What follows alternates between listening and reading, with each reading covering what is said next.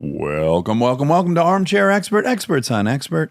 I'm Randall Shepard. I'm joined by Lily Padman. Hi there. And we have one of our absolute buddies, our dearest buddies on today. So fun. Molly McNearney. She, of course, is the co-head writer and executive producer of Jimmy Kimmel Live. Yes. She's also married to Jimmy Kimmel, Inside Scoop, and a part of many of my vacations. Yeah, she is a real force to be reckoned with. A powerhouse writer. She also writes on the Primetime Emmys, the Oscars, Murder Mystery. She's prolific and insanely talented, and I adore her so much. This was really fun. So fun. So glad she came by.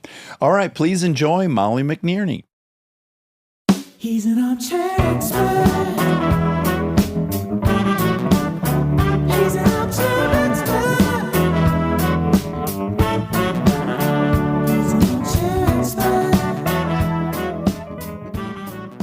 I do hot water. Oh, I love that. That's what Howard Stern drinks, you know. Hot water. Really? Yes. It's all he drinks. Cut out coffee, tea, everything. Just hot water. It's so sad. It's a little sad. It's a little sad. But I also like being in his company. Yeah, it's good company. Hi. We had a creative difference this morning, so I just wanted Oh, to point not that out. really. It's like only our fourth in 6 years, so. Oh, that's not bad. Barely. It's a tiny one. Yeah, It yeah. happens. Jimmy and I have those all the time. Well, yeah, That's I hard. imagine. Yeah. And similarly, You work it out. We're best friends and we're coworkers. So, Right. That's hard. like, normally you could get into it at work and be like, well, whatever. Yeah. Weekend's here. It'll blow over by Monday. But no, we're going to the same place on Saturday.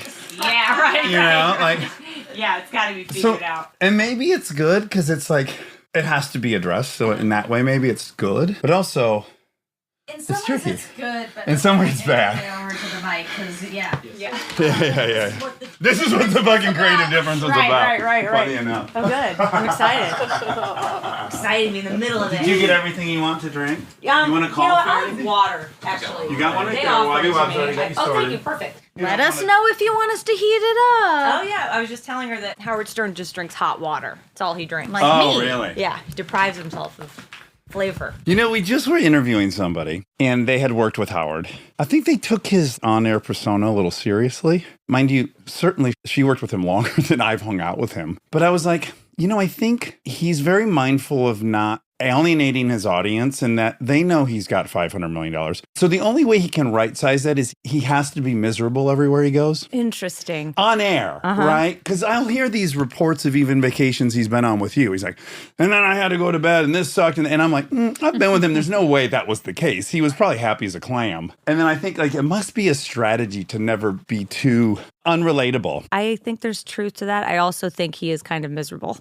Interesting. Well, yeah. Like we were just at his house for his 70th birthday, and the first thing he says, like, I can't believe I'm 70, and he's so upset that he's 70, and he's apologizing to his wife for being 70, and I don't think he enjoys it. I was telling Monica, I just wanted to, like, you're Howard Stern. Look at your life. Also, you're healthy. You've got a great wife. You're surrounded by love. It's really hard when you have friends you feel like you're convincing to be happy. Yes, but then you must ask yourself the question, with contentment and happiness, is he Howard Stern? Like, what part of it is the fuel for the thing? Totally. Because then what's the content? Yes. Yeah. And then I guess you're making a decision in your life, like, what am I going to prioritize? And hopefully you'd be healthy and you'd be like, at least at this point, maybe I'm going to prioritize my life. Absolutely. Yeah, and say goodbye to the content or whatever. But God, I love his content so much. I need him to be miserable. Yeah. I will say it's a fluke. I think it's bad thinking because we have some friends who are very negative and it is not helping them. And Right. so this idea that it's relatable to be negative, I just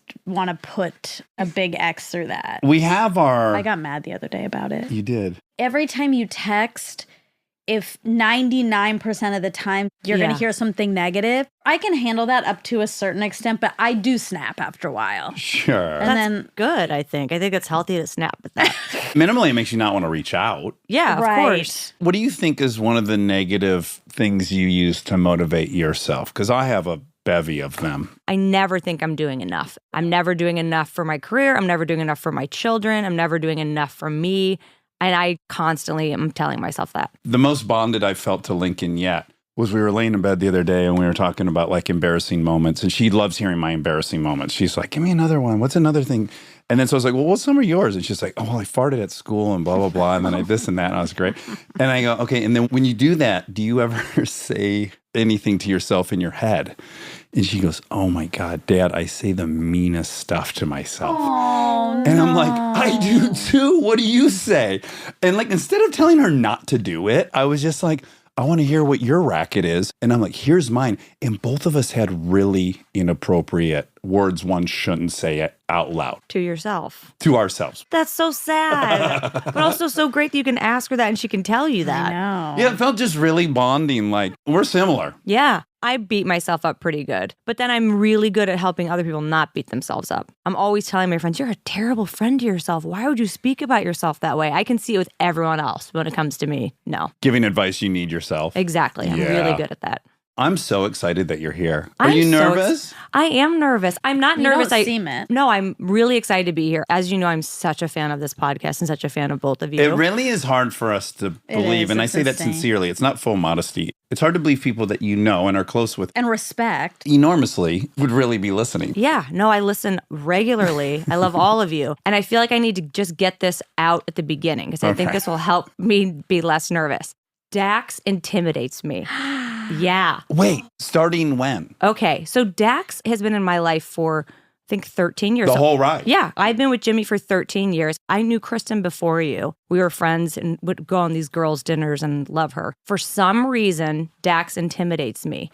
I think I found him more intimidating as I've gotten to know him better. Wow, that seems counterintuitive. Right.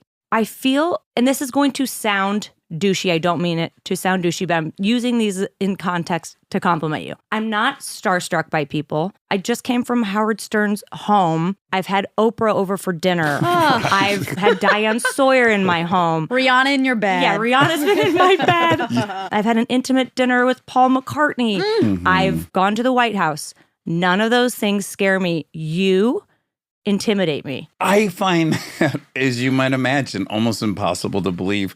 And I don't want to intimidate you, yet I'm also very flattered by that for whatever reason. And I was trying to figure it out. And I was talking to you. I'm like, I don't know what it is. I really didn't come here just to compliment Dax, okay? I won't allow You that looked to right go at on Monica. for Yeah, another I'm 5 I'm minutes. not here just to blow smoke up Dax's ass. But I think it's because you are an anomaly of a human. And I mean this, I've witnessed you. We've been on vacation there. You've been Yeah, at my home. lots. You are a guy who like drives a giant bus and can fix it, but then have emotionally in-depth conversations with a little girl. And then you quote Brene Brown, and then you get on a motorbike. You bring weights with you on vacation and lift them, but then you write in your gratitude journal. It's very confusing to me. Okay, so maybe it's just the unsettling. You have to stop. No. Be more of a stereotype. Pick a lane. I is think what it's I also because you talk to so many people and you know so much. I think you're incredibly intelligent, both of you, and you're both very emotionally evolved humans. And so when I'm around you, I almost think like, what could I have to offer or something? I don't know. Oh, Molly. And I'm a very confident person, healthy, Yes. but there's something about you where I go, well, what could we possibly talk about? So then when Monica emails me like, hey, you should come to the podcast, I was like, oh my God, this is my worst nightmare. Yeah, for backstory, she said, can we chat tomorrow? And I was like, of course, but I wasn't expecting that. I said to my friend, I said, if she is calling to say she doesn't think she's, quote, worthy of being on this show, I'm going to freak out. You're going to really let her have it. Yeah, I'm going to yell at her, which is exactly She did. what happened. Yep. And to be clear, I didn't think you were nervous. I didn't detect nervousness. I knew this from Monica, obviously. I Right. told you your secret. Good. I'm not. betrayed you. I'm not nervous. Like, ask me a question. I'm not nervous to answer. It's more of, especially because I hold you guys and this podcast in such high regard, and all the experts are like psychologists, pathologists, marine biologists, and then I'm coming on here as a comedy writer and producer, and I think, wow. But hold on a second, Molly. I got to push back on your Yeah. story about yourself. Okay.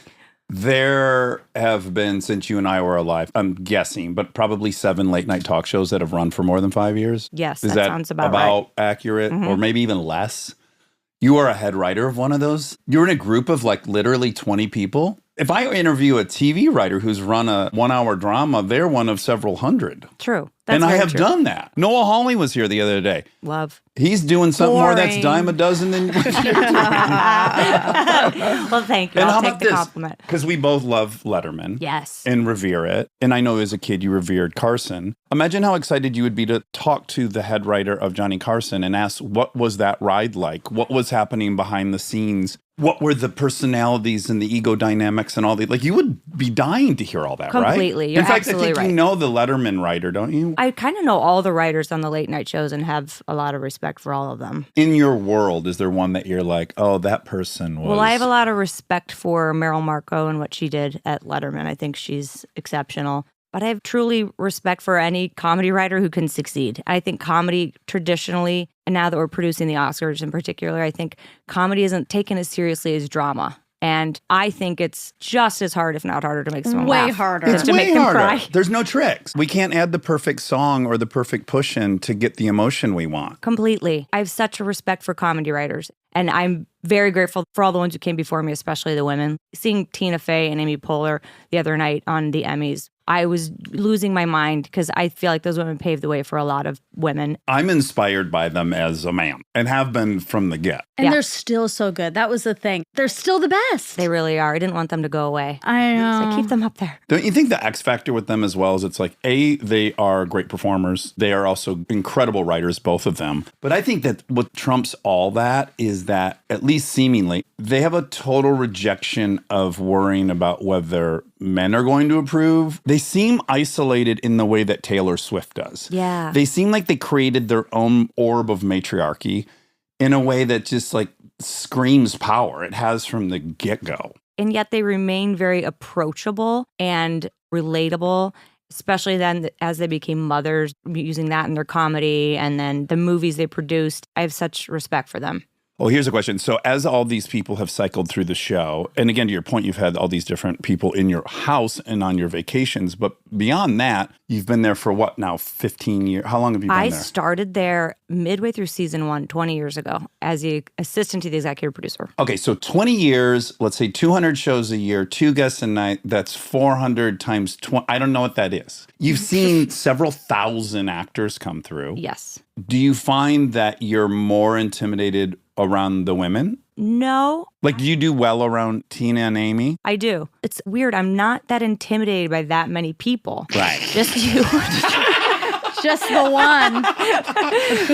Now I'm paranoid it's going to wear off. No, I got to figure out, no. I got to add something to the... No, it will my never God. wear off. I'll always hold you in high regard. I'm going to work on my intimidation because I don't want to be intimidated by you. I think it works for us. Yeah, I think so. It's working. I think the job has helped me not be intimidated by celebrities. I just see them as people doing a job. I tend to be more intimidated by people who write, who do the work behind, because I know how hard it is. I don't know how hard it is to be an actor. I've never been one, but when I look at what a writer can do in telling a story and make it work, I'm in awe. And every time I watch people getting awards, in my heart, I'm saying, please thank the writer. Please thank the writer. Yes, yes. Because I just feel like there is no show, there is no movie that you're taking an award for without that great storytelling. Okay, this will sound super self-indulgent, but I do think maybe there's something at the bottom of this. Is it possible, because I have had this, so when I've been in these same circles you've been in, generally I'm like, well, this person's career is much better than mine. This person's more famous than I am. This person has more money than me.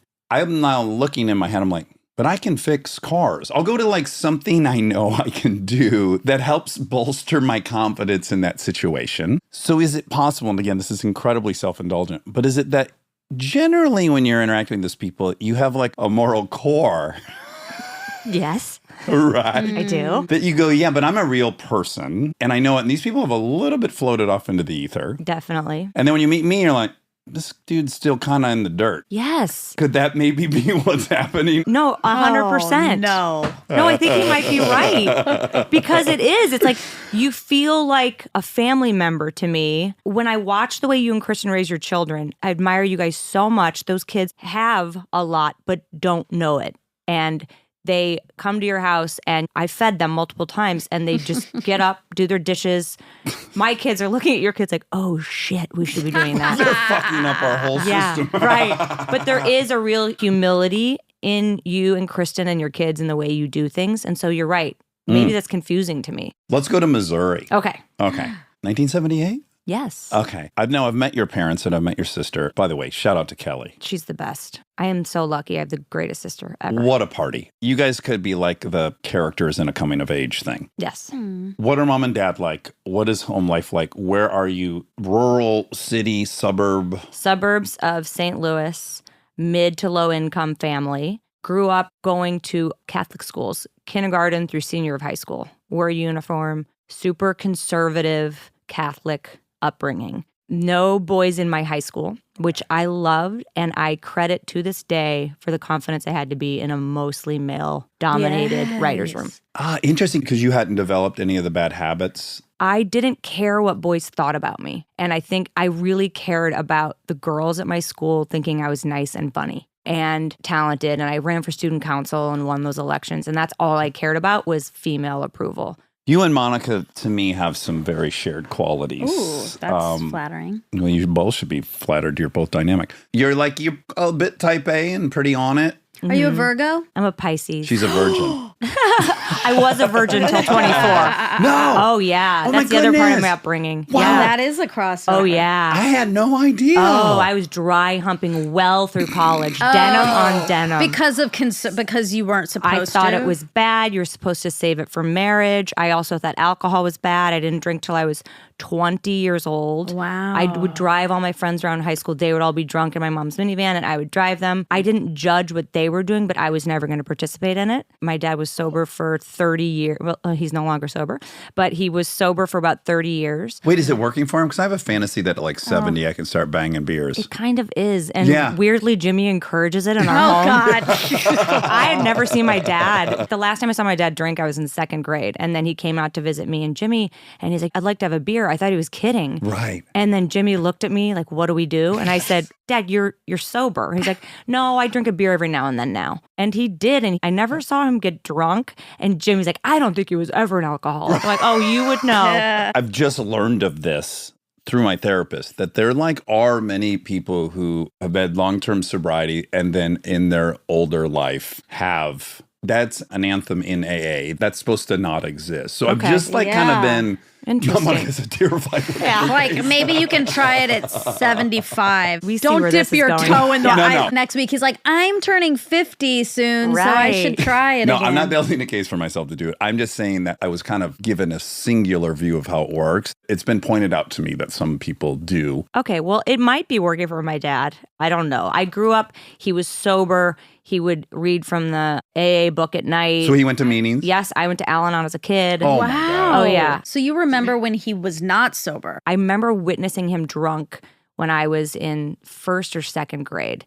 And I remember my mom calling the police on him because he was trying to leave the house driving. And I remember watching the police come talk my dad into not driving. And that was very scarring. Shortly after that, he started going to meetings. Then he was very, very into AA to the point where I found it a little annoying. I remember in college being in love for the first time and my dad meeting the parents. And I was so excited for him to meet the parents. And he put out his hand. He was like, Mike McNearney, sober for 20 years. I was like, why? Why? I just remember like, stop it. Like he just loved to talk about his sobriety and I found it so annoying. Molly, why haven't you and I bonded over this? Because, my dad was sober too. Yes. I too had to go to Alateen. Oh yeah, I went to Alateen. And then I was like, this isn't for me. I'd rather be with the other people. So then I would go to AA meetings. I had never drank. But I wonder, so some of it was this Catholic thing, maybe the virginity. Was some of it driven by a fear that you too would be an addict? Yeah, I thought it could be in my genetics. If he could do it, I could do it. I was very afraid of it. I remember my dad saying, an alcoholic is when you get drunk, you make mistakes, and then you want to do it again. And you change the way you behave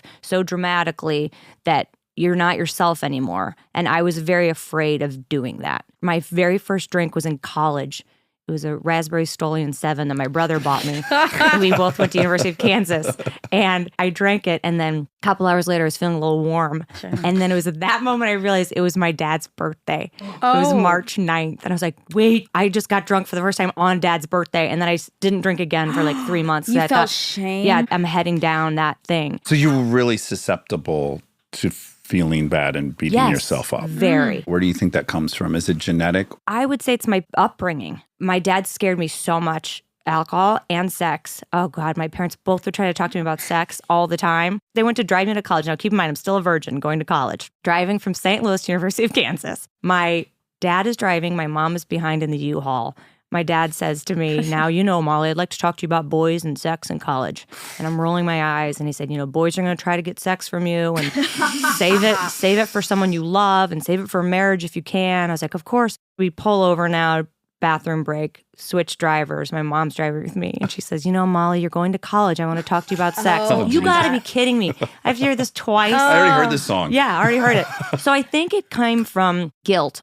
I don't know if it's Catholic guilt or just the way my parents raised me that stay away from these things. They can be dangerous. And so I did very successfully stay away from them. And was their baseline fear level just a bit high about life in general? No, not worriers at all. I had a broken arm for 6 days as a kid. My parents never took me to the hospital. Well, that could be laziness coupled with. Yeah, it probably also is laziness or finances. But they were not worriers by nature, never locked our doors. They weren't scared of other things. It was those two. I was dry humping and I had a serious boyfriend. I finally had sex for the first time. I'd graduated college, moved to Chicago for a couple years, then moved to LA and had sex for the first time as a 24-year-old woman. And with a boyfriend? Oh, of course. with a Okay. boyfriend. Well, Yeah. sometimes it goes the opposite way. You're waiting. You're with this person. You drive them insane. You break up, and then you have fucking a rando. This was a boyfriend. It was to a Nora Jones CD. Oh, beautiful. Sexy. What song? We love her. We were listening to the whole album. Sunrise. By the way, it wasn't even the first Nora Jones album. It was the second Nora Jones Don't know album. That's how why long. I Yeah, didn't come. Oh, I used to such a come good- in my den. No, don't do that to her. Oh my God. Wait, when you had sex with him, did you feel like, well, I guess I have to marry him? I thought for sure I was going to marry him. So let's have sex And now. you did. That was Jimmy. Yeah. No, I did not. I did not marry him. I'm very glad I did not. Dated a few other people and then had a lot of fun dating. And then I was just like, this is great. Where have I been? This is ridiculous. I've been hiding from all this. Enjoyed my life for many years, dating, casual sex. Sure. And isn't it funny that I even said that? I was like, oh, casual I know you're sex. like scared to Sorry. say it. I really was. I noticed me looking like, whoops. That's so sad. It's even the PG version of fucking like I know. casual sex. Couldn't say it. Couldn't say one night stand. Oh, God, no. But I did have a few of those. And then had a great, healthy, fun dating life. And then, I'm sorry, I don't want to take over your interview. I was just going on What to are you where I was talking going. about? This Okay. is exactly So how it then works. I dated a lot of different people. I hit the improv community in LA. yeah. Met a lot of guys there. They move fast and loose in Oh, that yeah. circle. Yeah. Wait, what was your circle? UCB? I did Second City in Chicago. I graduated from there. Then came out here, did Improv Olympic for Okay, several yeah. years. IO, as they say. Yeah. Oh, yes, IO West. Yep. And one time was dating a guy who I broke up with, and I swear to God, he did scene work when I broke up with him. So I break up with him. We'd been dating for a little while. I said, hey, I don't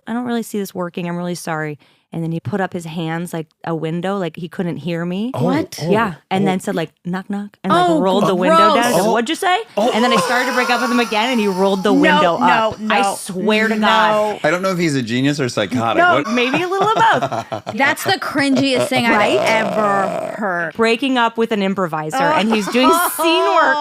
Space work. Space work. Yep. Ew. Yeah, that was rough. He took out earplugs and put them in. Uh-huh. And he like thought maybe that would make him hot again. Yeah, I think so. I think he was hoping that would work. I'd It did pay not. a fortune to see a closed circuit recording of that. Me too. Oh boy. Okay, but before we were at IO and before we're at Second City, we're back in Missouri. Mhm. How do you say Missouri? Missouri. I hate Missouri. But people do say Missouri, right? Yeah, in some parts. Monica hates it too, because sometimes I do it. Because and I it say it's sounds like placating, It just- pandering. I just hate it. You just hate it. too. Yeah. Because it's just not right. No, it's not right. And you know There's it's an I not at the right. end. It's one thing if you just don't know and you're messing up, but when you know, No, I know. not you, Oh. the general you included.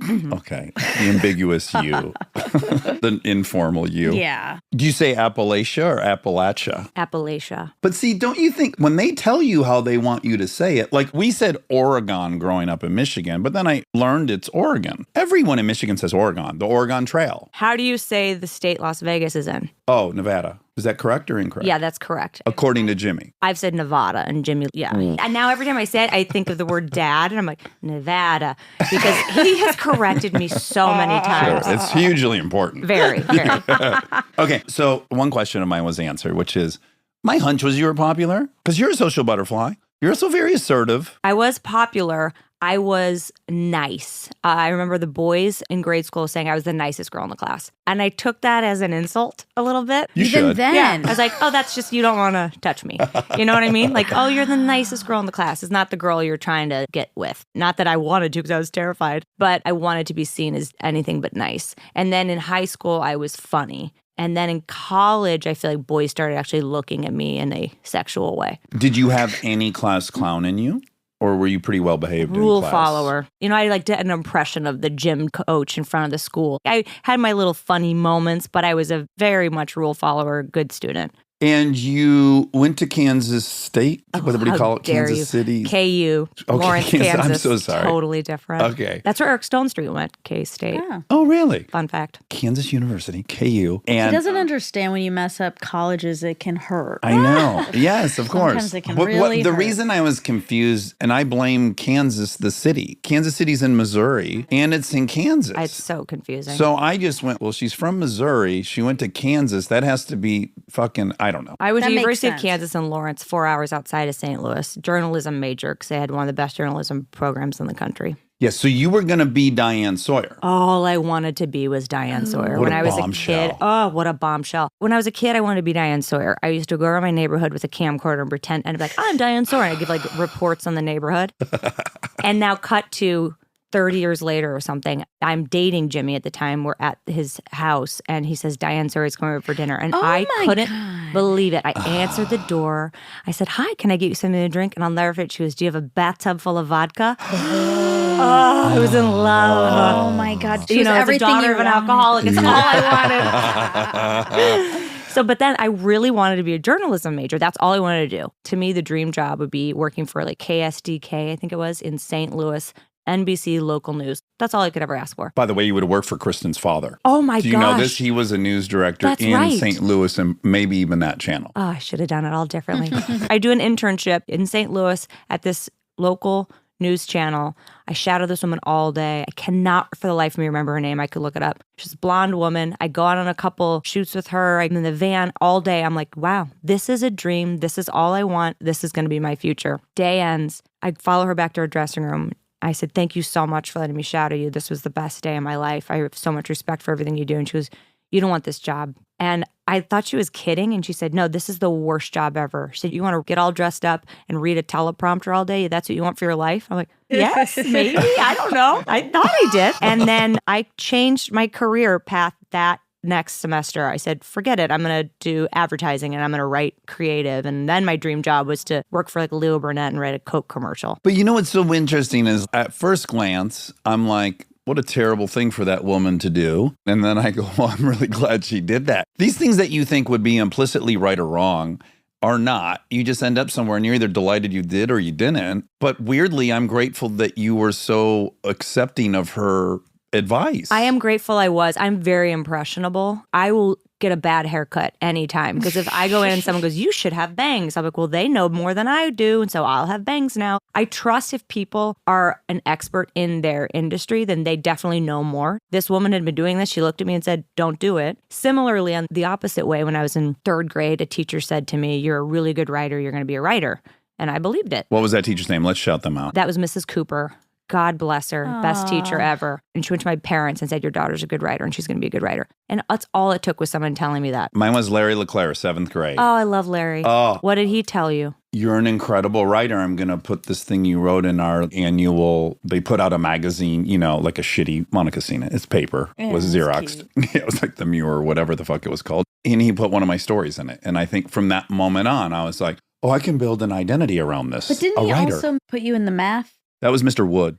The weight of people's words with children is so important. But here's the thing. Do you find with your kids, so that being my past, and my parents always believed in me. My dad told me on a regular basis, you could be president of the United States. And I believed it. He still thinks I'm going to be the president of the United States still today. He's holding out. You might. Well, given I the might. Guys, I competition, might. I do too. Yeah, right. Hey, guys, anything's possible. But I do think that just telling kids things helps them believe it. It becomes a reality. But do you ever worry about doing it too much? Because I find I'm constantly complimenting my kids, like, oh, you're so good at that. You're so good at that. And I'm like, wait, am I telling them they're good at everything? And now are they going to be annoying and obnoxious? I have a policy, Okay. and it's already evident in the story you and I both told.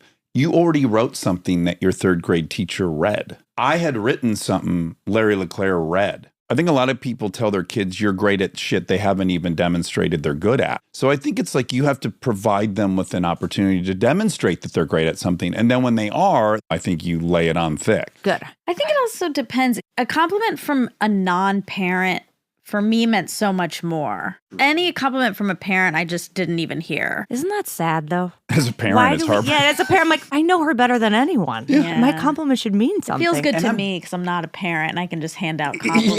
Yeah, but I'm like dealing with all the temper tantrums and the bullshit. Right. I feel like I've earned that. But yeah, I think it's greatly reduced. Unless I think I'm doing my research last night for Rob Reiner and his father did the thing he wanted to do. So that compliment for him was very, very powerful. And wanting that approval was very, very powerful. So I also think it's like if you yourself do something that they actually have identified as something impressive, then I think it's relevant. I agree with that. Stay tuned for more Armchair Expert, if you dare.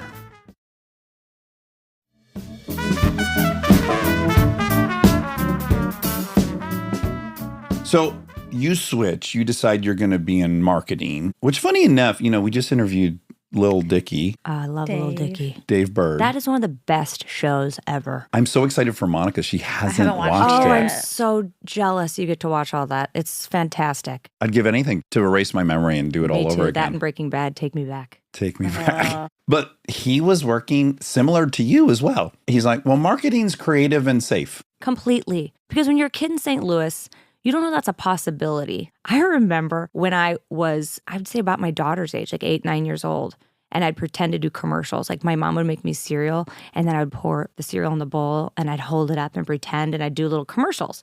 And then I remember her saying to me, do you want to be an actor? And I didn't even think that was a possibility. And I remember feeling stupid saying, maybe, yeah, is that a dumb thing to say? And I said, yeah, I think so. And then this is a really messed up thing she did. And I love my mom. We have a great relationship. She said, now if you were to be a good actor, you'd have to pretend that someone else is your mother. Oh boy. Yeah. And I said, well, yeah, I know how acting works. And she said, would you be comfortable saying to another woman, I love you, mom? This got so personal Yeah. for her. And then I said, Shit. and I remember thinking, yes, I could easily do that. But I said, no, of course not. I couldn't do that. And then that's kind of where the acting dream died. Oh my, God.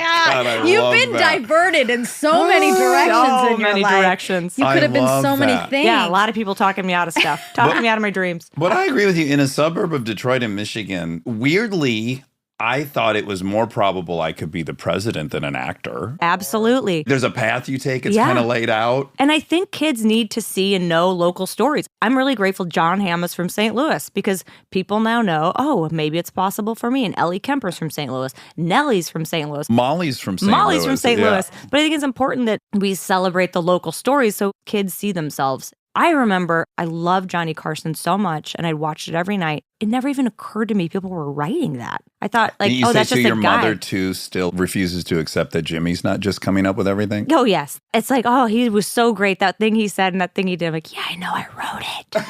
Who says that? Her mom still is under the illusion Oh my as she was God. watching Carson, like, oh, he's just off the dominess. Yeah. I also love when people the thing about writing for a late night show is that everyone thinks they've got an anecdote for you that makes sense. Like, oh, they'll tell you a crazy story about their dishwasher breaking. Like, you got to put that on the show. Yes. No, I don't. No, I don't. Yeah, I've heard a lot of movie ideas over the years. Oh, I too. bet. So yeah, you we get sometimes it's like, have you thought about having Julia Roberts on? Oh no, never thought of it. Well, that's a good idea. Definitely haven't We been- had been saying no to her, but now I Now that think you we might say say that, yes. We're going to bump Molly. We're going to bring in Julia. I sometimes respond to the people that are like, please get so-and-so on. I'm like, we've invited them 100. Yeah, like, can you think you we're get not them on inviting for us? this person on? Right. Of course we are. That's all you're doing. Yeah. Literally all we're doing. So you actually find employment, though, in the advertising business. I worked in ad sales in Chicago. I love Chicago, moved there after college. Was in ad sales, which still wasn't in the creative part, right? But man, it was easy and lucrative. And I got to work like 3 hours a day and had an expense account. Oh, baby. So exciting. To be young and have an expense Oh, account. the What could be best, hotter than the that? best. And I Oh. worked for a music label or for Interscope Records. And so I got to go to all these concerts and just take clients to concerts. AKA friends. Yeah, exactly. Exactly. One client, Yes. 6 friends. But it wasn't creative enough for me and I wasn't happy with it. Were you doing Second City then while you had that Yes, job? I discovered Second City while I had that job. even in Chicago, I thought, okay, I like performing, I like writing, I like doing all this, but I got to get into Leo Burnett and write Coke commercials. That's the only way I thought that could translate. And then Interscope moved me to Los Angeles to do sales out here. And while doing that, again, great job, making great money, a friend of a friend said, there's a job opening at Jimmy Kimmel Live to be an assistant to the executive producer. I'd never seen Jimmy Kimmel Live. I had no idea what an assistant to an executive producer did, but I knew it was in the industry and could maybe get me closer to comedy. In the meantime, I'm doing improv classes out in LA and making great friends who are all really funny people. And I interviewed at Jimmy Kimmel Live. This is pre-DVR. I tried to stay up to watch the show the night before, and I fell asleep. Whoopsies. I remember I gotta watch the show. I gotta know what I'm doing. And I woke up to the credits. I was like, oh no. Went in for the job interview, got it. Naomi Scott, Adam Scott's wife, she interviewed me. Nuh-uh. Yeah, she was the existing executive producer's assistant. She Oh was my God. finding a replacement for herself. Yeah, so I got the job as the assistant to the executive producer, and I loved it. This was just a huge quote step down. Yeah, I was making about a third of the money I was making. I was working about 5 times the hours. This is when Jimmy Kimmel Live was actually live. So we would shoot the show from 9 to 10 p.m. Monday through Friday. It was the longest work day ever. I lived in Hermosa Beach. I would drive to Hollywood. I had an hour commute. I had to be at my desk at 9 a.m. and I would leave at 11 p.m. It was terrible, but I loved it. I was so happy to be a part of this live show. I loved watching people like come up with ideas and then they were on the air that night. It was incredible. Yeah, you know, it's funny. I have a great friend, Andrew Panay. He's a producer. He's done a bunch of movies. We've done a bunch together. He went into marketing and he's like, I find this so much more rewarding because I'm pitching an idea on a Monday. 3 weeks later, we're shooting it. I see it on television. And there's something so rewarding about the instant gratification of it. It's really great. Back to Second City, though. Did you have any folks in the program at that time that ended up being? Yes. I remember a young Bill Hader. No way. I remember watching Bill Hader and thinking that guy is incredible. Jack McBrayer.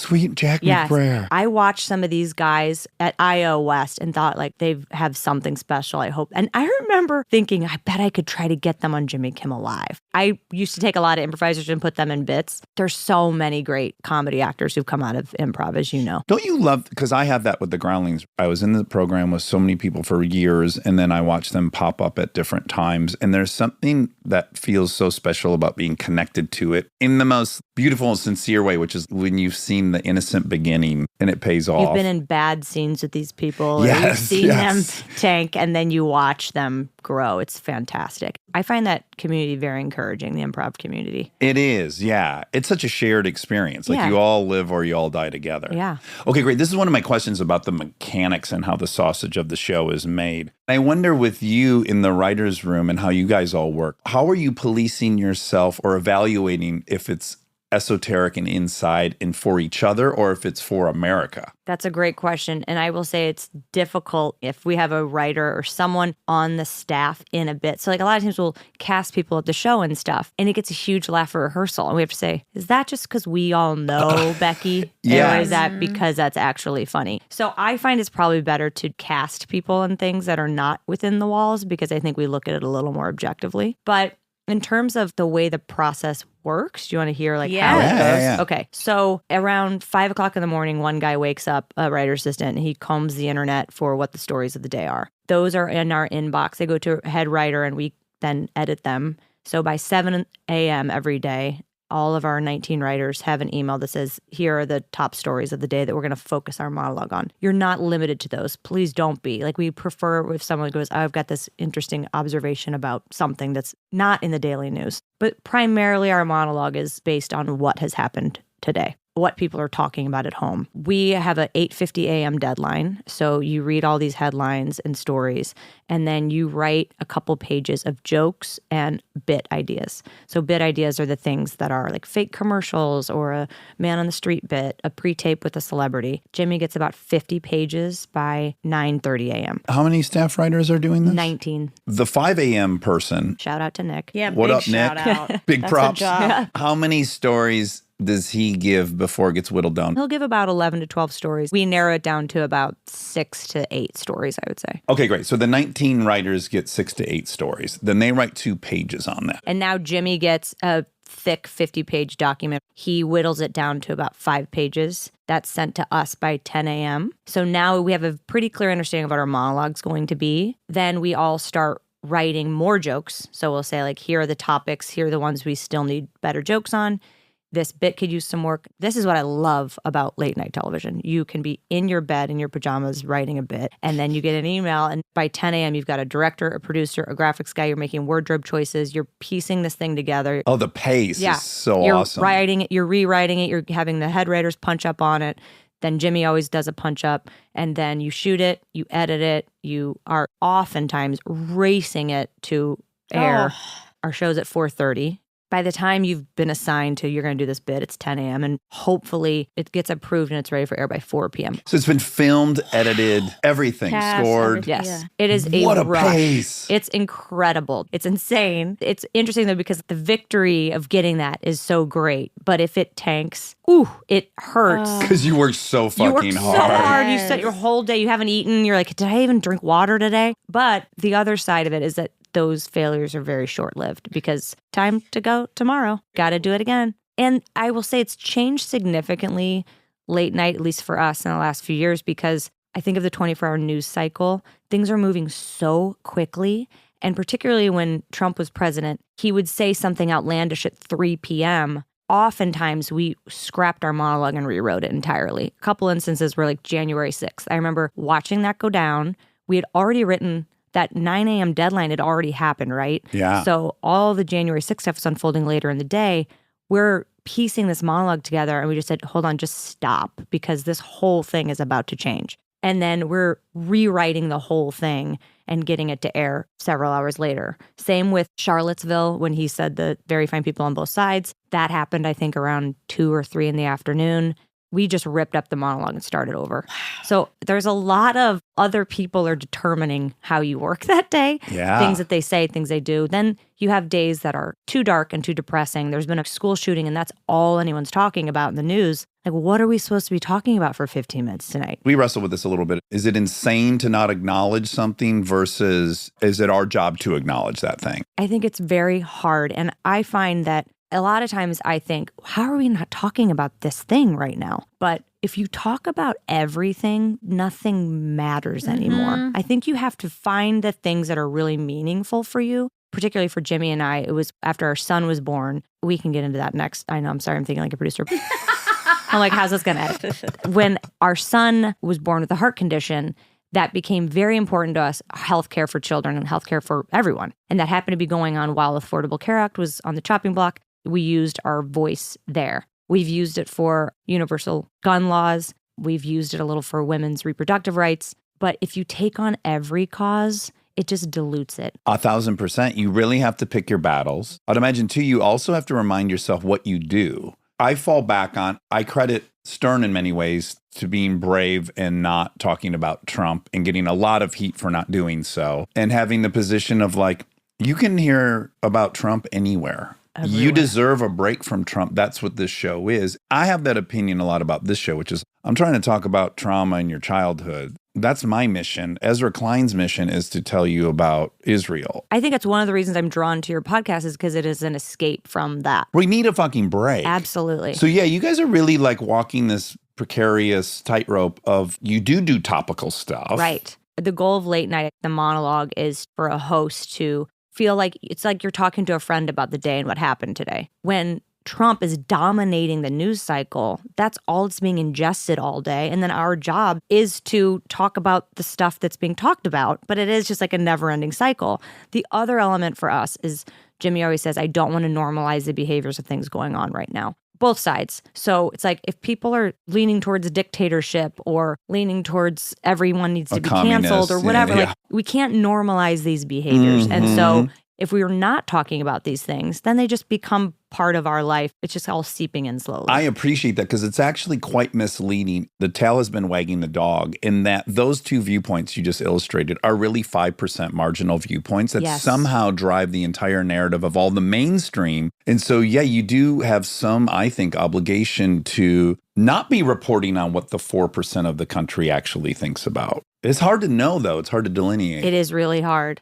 And especially when you turn on the TV and that's all that's on the TV. It's so interesting how dramatically our monologues have changed. I remember for 2 or 3 years, it was like American Idol was our number one news story every night. That's what we talked about. Yeah. We never talked about politics. Right. Like we poked fun at George Bush a little bit. We made fun of Obama's mom jeans. Like that was it. Everything shifted in the last 5-6 years. I know, and there's this like call to constantly get into it, but I also think you actually have to fight back from it. You have to keep it proportional. It's I agree. hard. It's funny because Jimmy, we're always at this balance. Like we have to talk about this, and also it's like, guys, is there anything else to talk about? It's like we say both of those things every week. It's confusing. I forget what TV show I was watching, but it's an English show, and the person said, "This season of America is boring." They were talking about like first 2 years of Biden being around. I was like, That's funny. Yeah, I wish I could be enjoying it from the outside. Right, Because, right. yeah, it's like it's turned into a reality show, and this year's boring, or whatever, the season's boring. That's funny. So I think people would be similarly misled as I was. And of course, egocentrically, I thought the guests were a really big deal. But I think I've talked to Jimmy enough times where he said, like, the guests really are the second. The show's the monologue. Could you like explain that to us? Well, yeah, the monologue is the highest rated portion of the show. That surprised me. And I'm embarrassed to say that. Yeah, but that's all right. It also could be the fact that it's the first part of the show and people are starting to fall asleep. But people do also, the online numbers is the monologue. It's incredible. Now our monologues get millions of views the next day. People really want to hear his perspective on things, which is great. The guests are fantastic. They are important. The thing we always try to do is make their interviews a little more interesting where and if we can. You guys know some guests are great, some you need a little help with. I've found that the guests that are open to doing stuff are always more interesting if they need it. A lot of times Jimmy goes, like Dax is a guy you don't need to pitch a bit for. Jason Bateman, you don't need to pitch a bit for. They don't need our help. They can tell a story better than anybody, but there are a lot of guests that do need it. And also viewers want it. They want to see them doing something different besides Q&A. I think that's what Fallon's been really, really smart about. Definitely. He somehow gets them all to do the most insane things. Yes, for sure. Our big viral video, when was it? 15 years ago, the fucking Matt Damon video really changed the way. Did you get excited when I said Matt Damon? Bit, Yeah, just a little. And Saw it in fucking your eyes. Matt Yeah. Damon. Yeah, a Not just Matt. lot of words I liked in one sentence. But when that video went viral, which I hate when people say that now, because by the way, every publicist now will say like, my so-and-so guest on, we'd like a fun viral video. It's like, that's not, you can't just make a viral video. My client wants to win the lottery on Wednesday. Right. But that really, I think, got us in a space for doing more interesting things with guests, and people trust us to now make these funny videos. Well, Jimmy hated this when I insisted on him acknowledging this, is that very much like Dave had invented some staples in late night, you know, Crazy Petricks and These Letters and the Top 10. You guys did that too. The notion of the viral video emanating from a late night show didn't exist yet. Yeah, I guess you're right. And it's been regularly copied. So it's like you guys invented a thing that will probably stay with this format forever, or as long as it lasts. But so how do we get from assistant? Oh, okay. So Yeah, can I ask one more question about how the sausage is made first? Absolutely. It's just the button I want to put on the trying to police yourself and know what is going to be inside baseball and not. My other curiosity is like, how do you even evaluate it? Because I have been to that show now. I have to imagine I've been on 20 times. I think you have. The audiences vary. It's not happening in a vacuum. Someone was a guest on January 6th. Those real life humans were watching their capital get stormed and overtaken. And then now they're sitting down and hearing John Hamm's story. To say that the audiences are objective or that they are neutral is not true. They vary greatly. Is it a Friday you're there? Is it Monday? Is it the day before tax day? The live audience is highly subjective and variable. And then you can't really watch TV and tell all that well. So I'm even curious how you guys know when they're great or they're not. That's a really good question. Because first I'd say, oh, you can feel it in the room. But there are oftentimes you get a bad audience. Exactly. I've left there thinking I shit the bed this time, and then I'll watch it with Kristen on the DVR, and she's like, wow, that was one of your best Yeah, because sometimes you have an audience that is there to see you. So we'll have 30 Dax Shepard fans in the audience that literally are just following you. Then there are other nights that it's a bunch of people on vacation on Hollywood Boulevard and we pull them out of the Wetzel's Pretzels, right? Come half of them are German. Yeah, exactly. The studio audience is not as telling, I think, sometimes. And oftentimes, especially when you have international audiences, might not understand a local joke if that is brutal.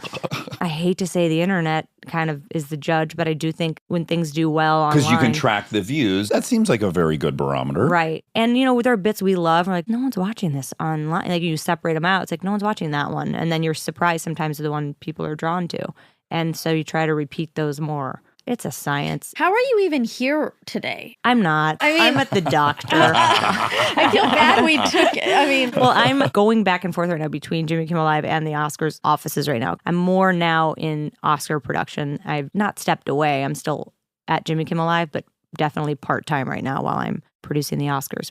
Too much. Okay, So now I'm sorry. much. I had interrupted. I just have so many questions. How do you have a family when you're a staff writer there? That seems impossible. I think it actually is kind of impossible. I'll be honest with you. I think it's why there are not a ton of mothers in a writer's room. I think it is a very challenging job in a late night writer's room. I'm one of 2 moms in the room, but we have a lot of dads in the room.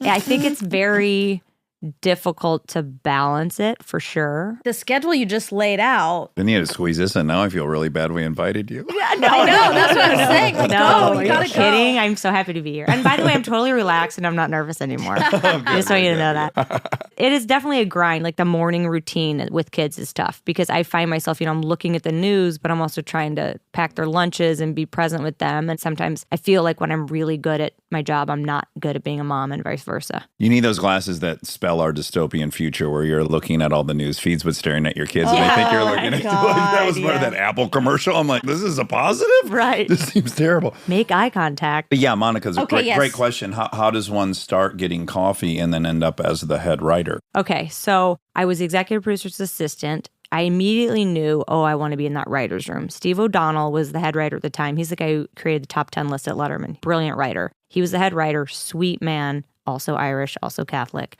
I went to him one day and I said, I really would love to be in your writer's room someday. As an assistant, whatever, just someday. On the custodial staff? Yeah, I would do anything. And about 6 months later, the executive producer left the show. I thought, I'm done, but they kept me there. The one you had been assisting? Yes, the one I'd been assisting, Daniel Kellison. Because left he the wasn't at show. any of his appointments and his whole schedule was Right. He was doing podcasts in the middle of the day. Yeah. Right, totally.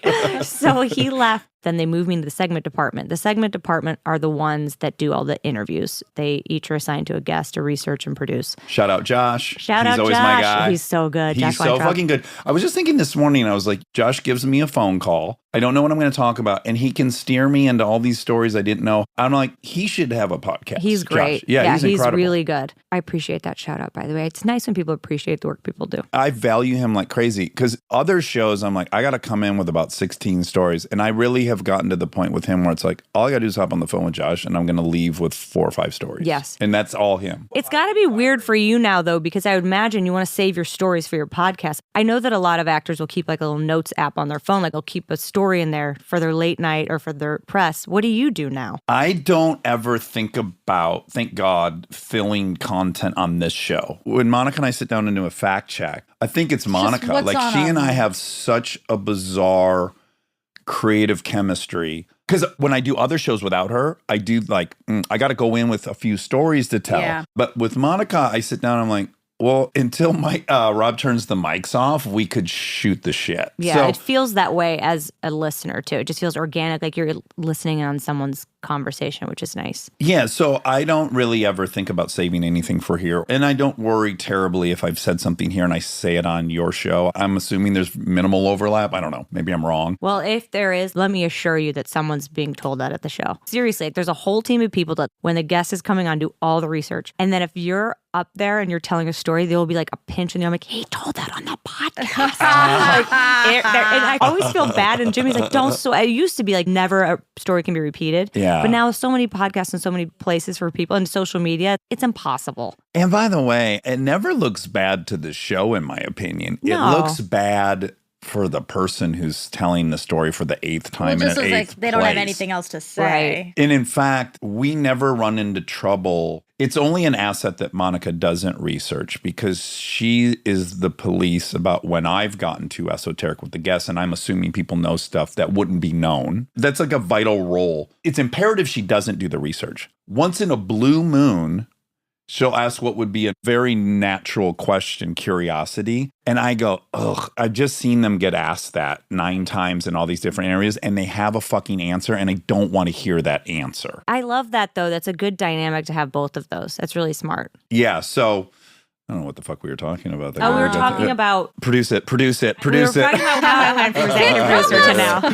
So then I went into the segment department for a while. And season 1, 2, 3, basically through the Matt Damon video, no joke, there would be a Tuesday where we would not have a guest. Our music was always booked, and we had great musicians because everyone's trying to push these albums, and there's these deals with the studios paying for this great performance. We always had music.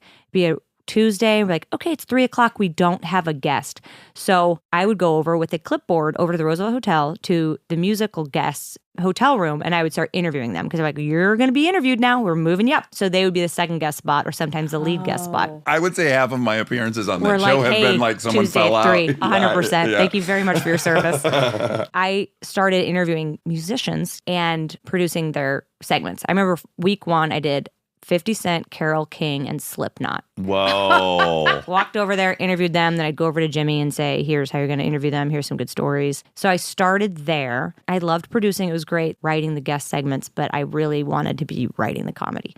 So Steve O'Donnell called me up about 2 years into being there, and he said, I have a spot as a writer's assistant. Would you like it? And I was ecstatic. I was a writer's assistant for a year and a half. At the time, Jimmy allowed his writer's assistants to pitch 1 idea a day. We'd sit around the table every morning and everyone would pitch ideas. And it was me and these other 2 writer's assistants. And he'd say, if you'd like, you can pitch an idea. And I will never forget the first idea I pitched. Even thinking about it makes me like want to break out into hives. It was such a bad idea. I pitched an idea to play Hollywood Boulevard Shuffleboard. It's as exciting as it sounds.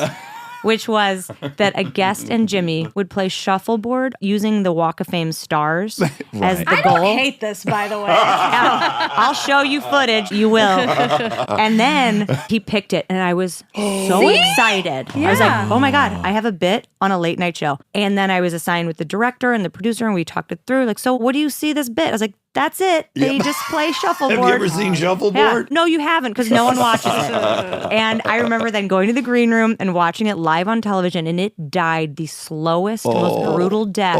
And I went home and cried, and I thought, well, never again. I'm never pitching an idea again. Took me a while to get my courage back. Started pitching more regularly. And then after like a year, I had gotten tons of ideas on, and successfully, and they were good. I was feeling pretty confident. Wanted to be a writer, but wasn't quite sure that I could pitch more than 1 idea a day. Because these guys were pitching, 5 to 10 ideas a day, and I was stressing over one. So then they hired a woman who's a brilliant writer, Jessie Klein, to be a writer on the show. And I was so happy for her, but I was so devastated that I was overlooked. Did you also have in your mind, well, they have their woman? Maybe. I would have been like, okay, I know there's only going to be 1 or 2 of us in totally. here. I was excited there was a woman joining the room. It helped immeasurably for me to have another woman in that room. But I thought it should have been my spot, which is also crazy to think that's my spot, like a woman's spot. No, how about all the other spots? Those could have been yours too. Yeah. But I was so nervous. I had barely spoken to Jimmy. I went to his office. I knocked on the door. I remember shaking, but pretending to be confident. And I knocked on his door and I said, can I have 5 minutes of your time? Sure. And I walked in and I said, I want to first and foremost say, I'm very excited about Jessie Klein. She's a great writer. She's amazing. Just kind of wondering why you haven't hired me to be a writer, because I'm a writer's assistant who's writing. I'm getting stuff on the show, and I think it's my time. And he said, it absolutely is your time. I promise you, you're next. It's coming. And then I remember he was opening up a Sprint Trio phone that was like the coolest new phone at the time. Someone had gifted it to him, and he's opening on his desk. I remember he was like, do you have Sprint? Oh my God. I was like, I do have Sprint. And he goes, would you like this phone? And I remember it being a $300 phone, which was half of what my weekly income was as a writer's assistant. And I wanted that phone so badly, but I didn't want him to think that that was enough. Like, oh, just give her the phone and she'll shut up for a while. So I said, I do want that phone. However, I don't want this phone if you think this is going to appease me and I'm not going to want the job because I want the job more than the phone. Yes. But only barely. Yeah. Because it's a hell of a phone. It's a really good phone. It's got these buttons you can press. And I left with the trio. And then 2 or 3 months later, I was promoted to writer. And then I was writing for a year and a half, maybe 2 years. And I was promoted to head writer. What was that day like? When I was promoted to writer, I'll never forget, I was going to Maine to see my brother. When I was a writer assistant, you can barely pay your rent. And I had no money, but I wanted to see my family. Well, I went to Maine and I got promoted to writer. And my brother said, there's this really great lobster restaurant. I'm like, let's go, lobster's on me. And we went and got lobster. And I remember the bill being like $380. I was like, I got it. And I put up my credit card. I was like, oh, I don't have this. I was so scared. And like the whole week, my brother's like, are you sure I'm like, no, I got it. I'm a writer now. And I didn't know what a writer made, but turns out I had enough to pay for that bill. Being a writer was great, but very stressful. I still get anxiety in the morning when I see the news coming and they're like, do I have anything? Do I have any ideas left in me? Well, that was going to be one of my questions is like, how do you navigate block? Because it's an endless inferno you're shoveling into. I get Do blocked you have a lot. techniques? I feel like going outside helps me, like getting fresh air. Honestly, sometimes not looking at the news, not looking at what's going on, just thinking, like, what do I find funny today? Or what do I find interesting? You do, when you're a late night writer, have to write in the voice of the person that's the host. It's not my show, it's his show. So I am writing and trying to appease him and the things that I know he would like. But then I do find some of my best ideas come from when I shut all that off. And I think, what would make me and my friends laugh tonight? What do I find funny? And I try to encourage our writers to do the same. Well, I bet it's because the first thing is so cerebral. And then the second thing is much more emotional and passionate. If you look to that place, I think it could be fuel because it's not what you think you should do, but it's what you feel. Absolutely. I think it's good advice for everyone to just kind of try to find that feeling. Because I think particularly with the way we're so structured at late nights, like here are the stories, here's what we're writing to. And every day is kind of the same and that it's the same structure and the same goal we have to try really hard to step outside of that. One example of when an idea came to me that I loved was I was sitting with Jimmy and my friend Kelly Oxford. She was very big on Twitter. She took Twitter by storm. Oh, did she ever? Yeah. Yes. And she was reading all these horrible things people were saying about her on Twitter at my kitchen table. And then Jimmy starts trying to make her feel better and he starts reading all the horrible things that people said about him on Twitter. Yeah. And I found it to be this really nice moment of they're not alone in this. And I was like, it doesn't matter who you are. People are horrible to you. And then I came up with the idea mean tweets, which was that people would come on the show and read the worst things people have said about them. I know you've never done it. We'll talk about that next. Earmark that. We'll get to that. Will Arnett was actually the very first person to read one. I will never forget it. And I didn't know if it was going to go well or not. But then once we banked, and we got like Will Ferrell, we banked a bunch. And then once that first one made it to air, it became so easy to pitch. And in fact, all these guests would come on and say, I want to read a mean tweet. And some of them were like, you can't. And some of them we were begging to. And that became a big... Isn't that the gold chalice? I didn't say chalice right. I don't even know if gold chalice is a saying, but isn't that the very highest watermark? When you write a bit that then becomes a staple in the show, like everyone's just got to be like, whew, that's Yes. good. A repeatable bit is the gold standard of chalice Right.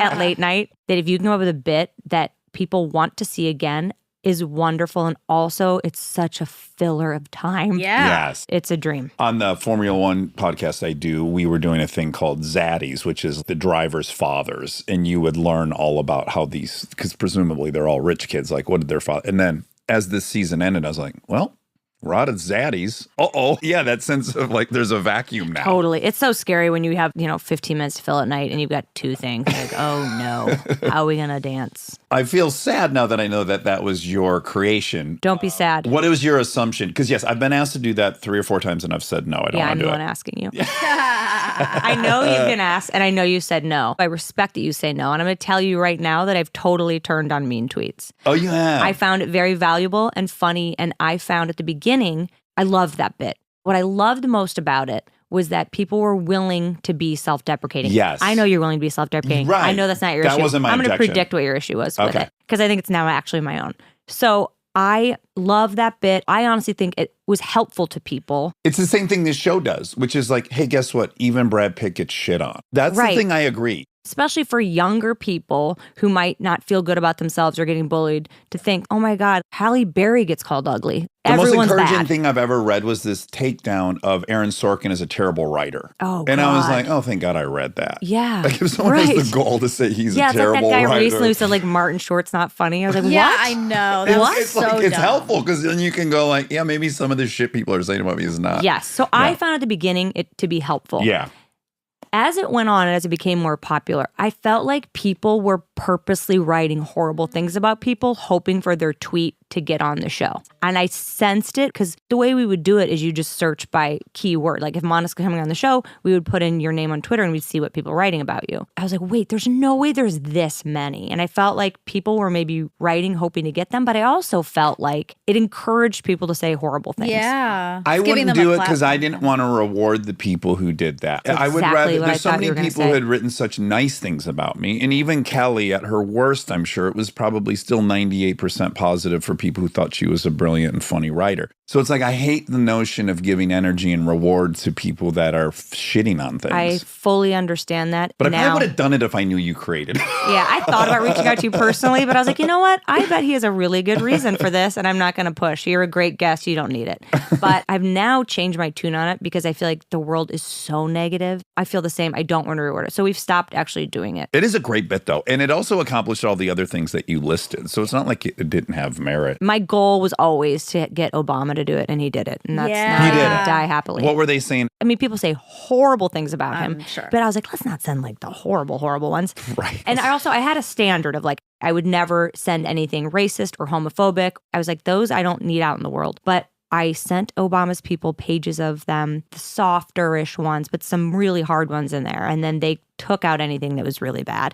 And it was all soft ones. And then he does it. The mean tweets went in the monologue. He comes out first guest. First thing he says, he goes, you guys got to find meaner tweets. Like, oh, come on. We found meaner tweets. Your people cut the good ones out. Don't worry, I'll do it. Okay, great. Your people need to find meaner tweets.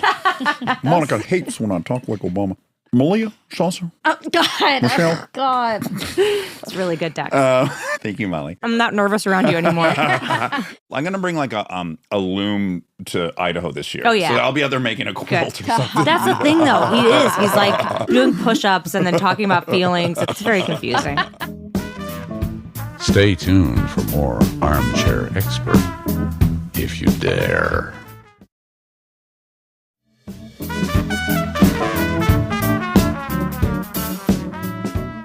Okay, I want to know the pros and cons of working in an environment that is so fucking blurry. So Mickey works there, Kevin the son works there, Uncle Frank worked there, Sal worked there, Cleto works there, you work there. I have to imagine you're experiencing the same benefits and prices that Monica and I face. And I'm curious, what's the good part and what's the bad part? Okay, I say the good part is even before I was technically family, that place is a family. My biggest worry when I started dating Jimmy, I'd been head writer for, I think, a year and a half, 2 years. We started dating. My biggest concern was the way it was going to change the dynamic at work because I'm in a room with predominantly men.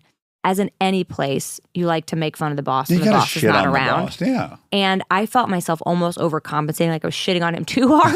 Right. Because I wanted them to know, like, it's safe here, I swear. Yes. And I have become, healthy or not, very good at compartmentalizing. So work is work, home is home. And when I'm at work, I can talk shit on Jimmy. I actually see things that I don't think Jimmy would like, but I turn it off and I go home and it's just totally That separate. would be, for me, the hardest thing to decide. Yes. Like, is something cancerous happening that actually needs to be addressed before it lowers the show? Right. Or am I being protective of someone I love? How do I know? So this is weird. I find that the benefit to it is that I can get into Jimmy and get him to change his mind on things. And I think he has a greater sense of obligation because I'm his wife. I've seen people try to fight him on stuff and he gets stubborn. And if I go into him like, you cannot do this, you cannot say this, we got to change this, whatever, he will always push back on me, always. And then 98% of the time, listen to what I said. I shouldn't be speaking for other people, but I do think it serves a lot of people at the show in a way that I can get in with him and be like, I got this, I'll take care of it. I have to have the uncomfortable conversations with him that other people don't want to have. Right. I have nothing to lose. So I can say, you can't say that word in the monologue. Trust me, you're going to get blowback. Killed. Yeah. Or if someone else went to him, he'd be like, get over yourself. And then the benefit of this familial setting is it's heartwarming, it's connected, it's fulfilling in many ways, I assume. Because sometimes you can feel like your work is just this weird compartment that's not really a part of your life, but something about spending time with people you would anyway. There's something great about that. Mhm. But also, I presume feelings are much more on the table. Oh, yeah. I have a very thick skin. I think you have to be a late night TV writer because, like I said, all those pages of things you're writing every day, on a good day, 90% of you is rejected. You know, 10% of what you wrote got on. So I have that relationship with my husband, which is weird. Yeah. Like he can reject Rejection. me every day, and he does. I'm used to it. It doesn't bother me because, like I said, I compartmentalize it's work. And also, at the end of the day, it's his show. It's his name. I have respect for him. Like, do the material you want to do that you're comfortable with. I don't care. Occasionally, I will pitch something that he rejects that I just think, oh no, you're an idiot. That is a great bit. And it only happens when it's something really personal to me. So I remember it was right after we learned that the secret was out, that Roe v. Wade was going to be overturned. And I frantically wrote this great bit about it. And he rejected it. And I have never been angry at him in all of my life. And I carried it home, which I don't do. So I get home and he did something else about it, but it was light and it wasn't as serious as I wanted to be. That's his prerogative. It's his show. But I was fueled and fired up already. And I got so mad. I got home and I just lost edge circle. I'm like, I can't believe you rejected that bit. In like 20 years, I've never gotten upset about a bit. And he said, oh my God, this is why I didn't, all his reasons. And I said, none of those mean anything to me. This is what we needed to say tonight. And I don't want to hear from a man right now how I should be feeling about Roe v. Wade. And he felt terrible. And again, this is where that relationship comes in. He goes, I wish you would come over to my office and said all of this, and I would have done it. The thing about having a late night daily show is that Hi, Molly. I love you. I can see that your eyes are. I know I'm getting emotional. It's intense. Yeah. It is. Now I'm getting emotional. The grind of that daily show and having to make those decisions, he has so much to deal with and so much at stake. And when we're doing things that, now I'm getting emotional. When we do things that could not be popular with some parts of the country, it opens him up to a vulnerability and to attack.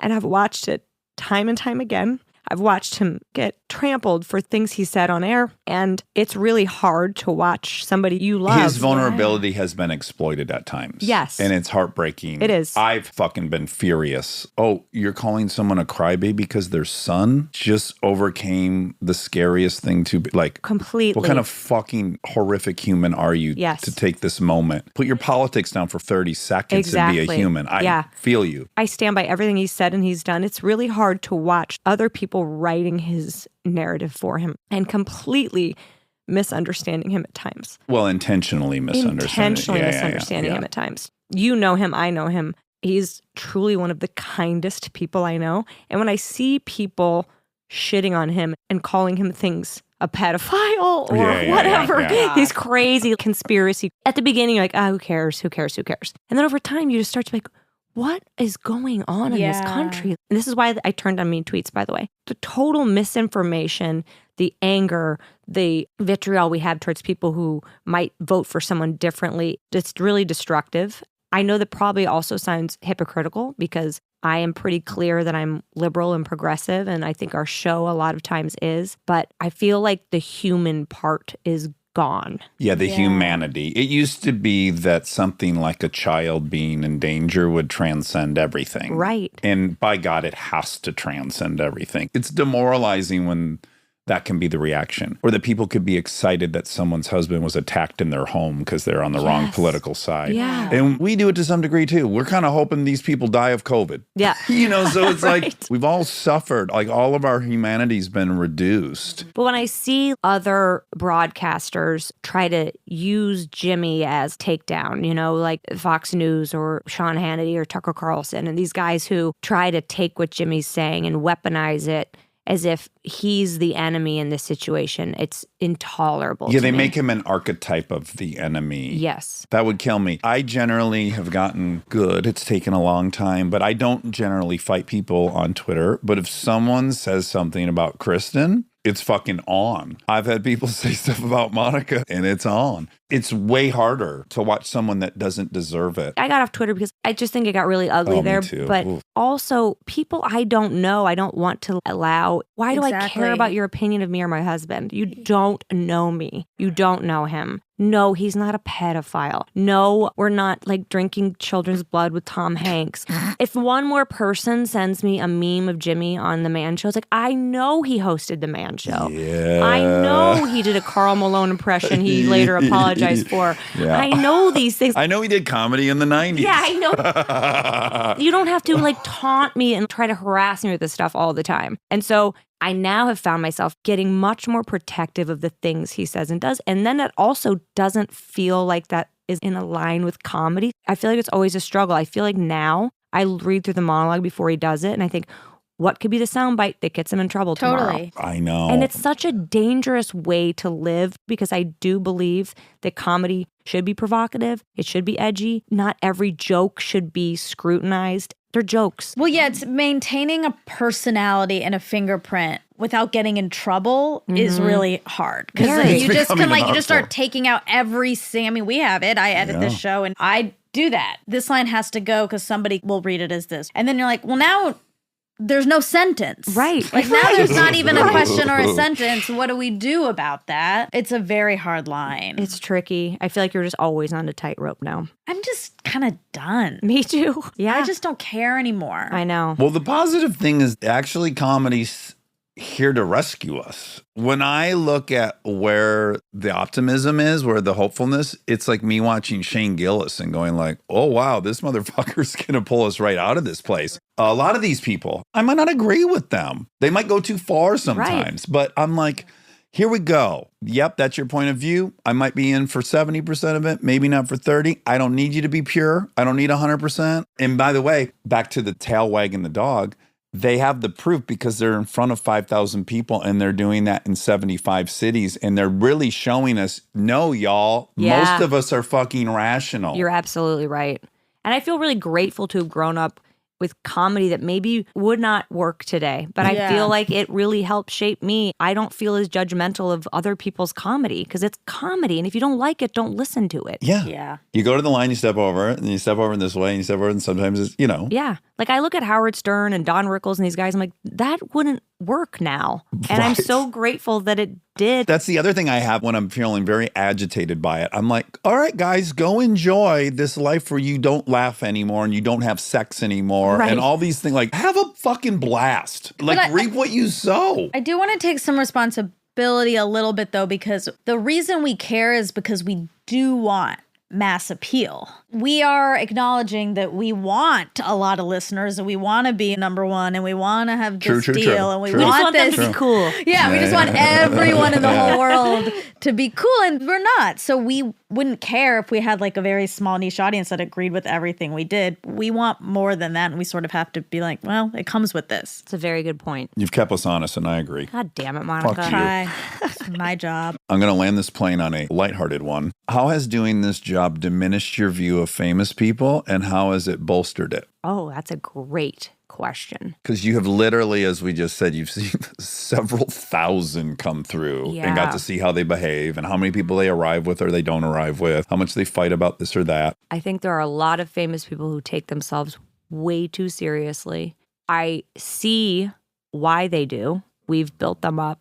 I would just say like everyone needs someone in their camp that tells them no. And the ones who have surrounded themselves with yes men are the scariest ones. I understand why they are that way. I think it comes from a deep insecure place. They're all afraid to fail. They're afraid of the people we've just talked about attacking them. And so they are kind of on high alert, but the power and the ego is a little out of control. I've seen it many times at the show with guests I won't name. The ones that I feel like are the best are the ones who are surrounded by people who are not afraid to tell them no and usually have a really good loving relationship in their life, someone who keeps them in check. So I agree with all those things. And also, I've had many different people in my life climb all the different levels. I have compassion because what seems pretty consistent is it's almost impossible to go through the process and not be affected. I've been affected and I'm not sure how. So I'm like sympathetic to it. It's fascinating because it is people being deities on planet Earth. In this democracy and meritocracy, there's still royalty. And some people I feel truly bad for. Like, I think their life has been made incredibly small and I don't think it's their fault. And so I'll even be chatting with someone about, have you been to this store? They have not been to a store in a decade. And also, I would say in general, there's something incredibly powerful and wonderful about someone who would risk it all to share their point of view. So it's like there's a quality to that also unites all these people. So I don't know. I just find it fascinating. It's never not going to be fascinating. I agree. Even if I'm playing it cool in front of the person, I'm like, how out to sea are you? Right. Let's see. Right. It's interesting. There's so many different levels of it too. I think we have a lot of famous people coming in and out of our lives, whether it's through work or friendship. And it's interesting that you can have very, very famous people around you and they can handle it in two totally different ways. Yeah. Like Matt Damon, I'm going to say it again. Say Like it. you, we're all excited Say over fuck that. a lot too. Well, you were my Yeah. wing woman at the Air premiere. Yes, that's you right. and Jimmy together. Of course, Yeah, we yeah, were yeah. so excited for you. But he is a guy, to me, he's as famous as you can get and does not change the way he behaves out in the world. We've been out with him and it's like, oh, is it safe to go to this place or can we go here? He's like, well, of course. He is still acting, I imagine, what he was acting like 20 years ago. Well, what I like about it is a resilience. It's a refusal to give up your life. Yes. A lot of it has to be like, I have to just fucking deal with whatever because I can't change my whole life to accommodate this. Right. There's almost a stubbornness Yes. at play that I end up really admiring and liking in Yep. certain people. I also think it is different for women than it is for men. It's more dangerous. Because yeah. women, dangerous. And also women going out to a grocery store without any makeup on is on the cover of a magazine. Look how bad she looks. Where Matt Damon not having makeup on going to 7-Eleven looks hot and no one cares. Yeah. Yeah. So The I more think always looks fucked up. hot. Yeah, we put this More pressure fucked up, on the better. women. Yeah, we put all this pressure on women, like how they look when they're out and how Who are they act and with? yeah, and I do think that women naturally go a little more inward, famous women. Well, that's solely why we have refused to ever do video in here because I want the person to be evaluated by what they're saying and what opinions they're sharing and not whether you think they're aging gracefully or shamefully. That has to be weeded out. I love that. That's great. I mean, but it's also tempting because like some of them are so fun and they would make great videos, but ultimately like there's so much on the plate. Then they have to go through hair and makeup and then there's probably someone here for touch-ups and the whole so thing. unnatural. And it's not their fault. They have to do all that. Right. And a dude doesn't. Because we'll tear them up if they don't. We will. We've seen it. I mean, look, that's the whole magazine industry is just judging women and how they look all the time. Schadenfreude. Yeah. Do you think, since you do have so many friends who are really successful, do you think the men get shinier? They feed off of it more and the women kind of dim a little bit. Yeah, I think that a man who's single in his 50s is sexy and a woman who's single in her 50s, like, what went wrong? Women cannot win. If they age naturally, woo, she looks rough. And if she doesn't, what's she doing to her face? Exactly. Yes. And men, I don't find they have as much pressure. You might disagree, but I just don't think there's as No, much we pressure. don't at all. We don't at all. I would never want to be a famous woman. I think it's a horrible thing. I don't know how these women do it. I mean, you're married to one of the great ones, and I think it's so hard that pressure would feel like way too much. It's not fair. It's still not fair. Yeah. It's still not fair. Well, I want to be the first to tell you as you listen to the show. I do. This was a 10. Really? That's very kind. I love being here with you guys. I love you, Molly. I love feel you. so lucky to be invited into your family so often. Thank you. We love having you and we love your family. And Monica, thank you for making me feel comfortable and invited. It was very kind of you. She made the course. time to make sure I wasn't being tortured by imposter syndrome. So Yeah. thank you. It's like the mean tweets. I think it's good for people to know you have that because you're running a crazy ship. 2 now. Too, and have a family and you're doing all this stuff and you have imposter syndrome. That's going to relieve a lot of people, I think. I hope so. Thank you. All right. I love you. Love you. Stay tuned for the fact check so you can hear all the facts that were wrong. Okay, so Molly Oh, McNearney. Molly. What a freaking delight to have her in. She's a beast. She is. She's a bad mofo. And she's working on the Oscars right now. Busy bee. So a couple nights ago, Lincoln had a terrible night's sleep. She certainly seems to have what I have always had, which is like insomnia induced by thoughts, right? And so I had felt bad for her that night because she was up a bunch. And then when she was getting ready for school, she came in and she was like, oh my God, I'm like so tired. I don't know how I'm going to do this. Like she was really starting to freak out that she wasn't going to be able to get through the day. Mm-hmm. And I said, oh my God, I know that feeling so well. I've had that so many times. I said, will you do me a favor? Will you go in the mirror right now? And I wasn't with her. Like I'm in bed journaling. And then she walks in around the corner to the mirror in my bathroom. And so she gets in front of the mirror and I said, say, I'm a bad bitch. And she goes, I'm a bad bitch. And I said, I'm a bad bitch and I'm going to fuck up this day. Oh, wow. And she goes, I'm a bad bitch and I'm going to fuck up this day. And then she came out and Monica, it was a 180. Great. She was like, I'm a monster. I'm going to fight through this and I'm going to have a great day despite this because I'm a bad bitch. And I was thinking, that's life in a nutshell. You just go like, yeah, here's a sitch. And then now I have a decision. Totally. Am I going to like be dreading this all day long? Or is this going to be a feather in my cap that I persevered in this? That's really true. We all can decide. Yeah.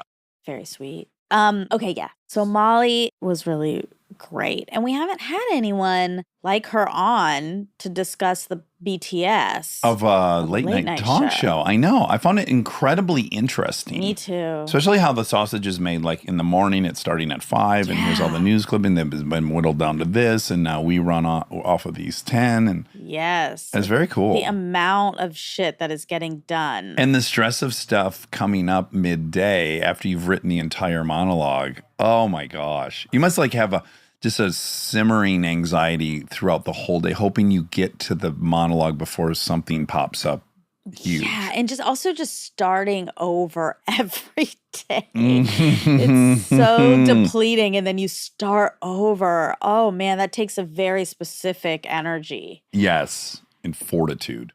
Okay, so we do mention on a previous fact check, we addressed the creative difference.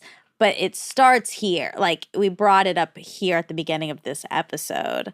Because it was that morning, It was that morning. Yeah. And we start to talk about it, and we say, like, we'll talk about it, but then we didn't. Uh-huh. And then the day that we recorded that fact check, we talked about it. But, yeah. It's out of order. It's out of order. Little quick recap. It was just that... the amount of time up top of an episode before you enter the actual interview. And I was happy because I think we handled it really well. Yeah. But now I feel a little like, did we cheat? Because we really didn't disagree. But we still could have imploded, I guess. We did disagree. I mean, because you had one instinct, and then when I heard it, mine was the other. But we didn't have a difference about what we think should happen on the show. Right. Ultimately, we want. It wasn't a crisis by any stretch. I know. It would have been better if it was a crisis. Well, sure, for the sake of the show, it would be better drama, but I don't want to invite that in. I don't mean better drama. I mean, it would have been a bigger thing to overcome. It would have been a bigger deal if we really had an actual creative difference that we then handled very well. Yeah. But we just handled a creative similarity well. I got you. So you're saying we shouldn't be so proud of ourselves. Okay. But I still want to be proud. It wasn't a huge challenge is what you're saying. Yeah. Okay. I guess I agree with that. But that was that was in your court for it to be or not to be. Because like you just were open to that pretty quickly. But had you said absolutely not, that would ruin the episode. That's the most important thing. Oh, yeah. It could have become one, but it just didn't. That's true. Yes, because on the Kurt and Wyatt episode, and some people might have found this, we put out the episode, the beginning before Kurt comes in is long. And then when you listened, you felt it was too long, understandably. And so we went back in and trimmed it up. Yeah. So if you are a rare bird who listened... Well, I already know. There's people in the comments that were like, oh, I feel so lucky I got to hear both. I heard about the debate, and then I went and listened to both. Wow. Yeah. So some people did hear both and were excited to have. It's like a crack. It only existed for 3 hours on a Monday morning. No, it was It got updated pretty quickly. Was it the same day? Let me Yeah. see. It was mine. I don't think it was the same day. Okay. But whatever. So people will be excited. Anyway, yes, if I had fought back, that would have been a problem. But I wouldn't have fought back because I didn't disagree. right. I'm just saying it had the potential to be a real dust Sure. job, but it didn't shake out that way. Yeah, it's true. Molly put it on a Wednesday.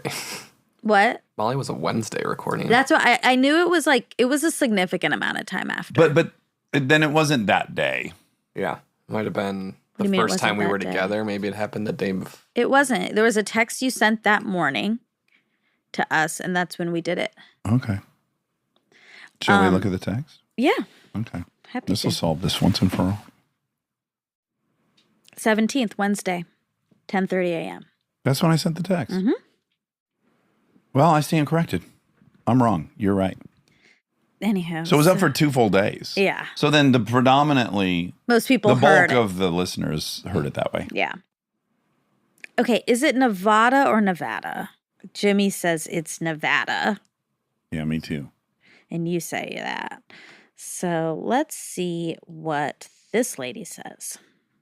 What was a random lady at 7-Eleven? Particular word is, first of all, the kinds of things you're going to say with Nevada, like Las Vegas, Nevada, Reno, Nevada, etc.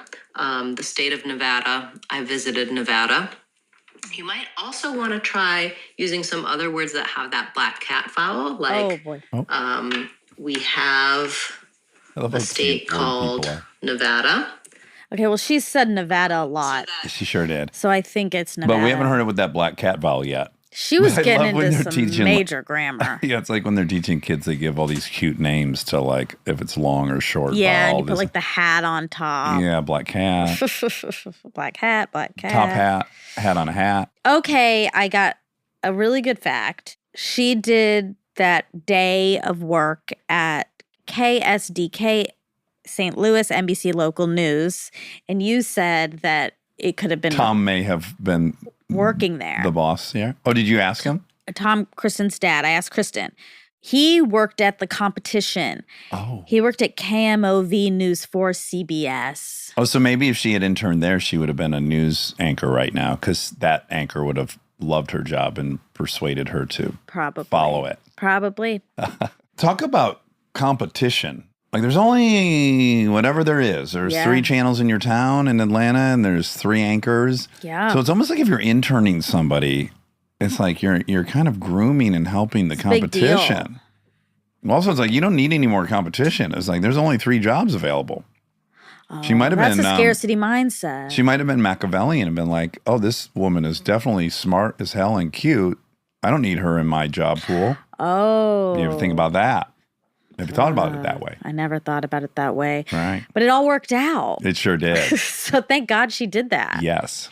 I think she was just like, it almost sounded like she was like, this isn't fun. Like, this is what you do. You read other people's words all day long. Which I certainly a lot of anchors love it, right?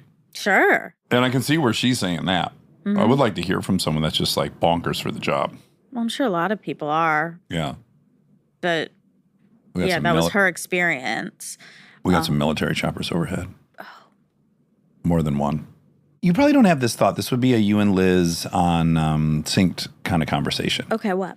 Are you ever on alert for us getting invaded? Like when you see 6 military helicopters flying around LA, does it ever cross your mind like, I wonder if like we're getting attacked in any way? Interesting. That's my first thought. Is it? Yeah. And I I'm see 'em. wondering if that's a gendered thing.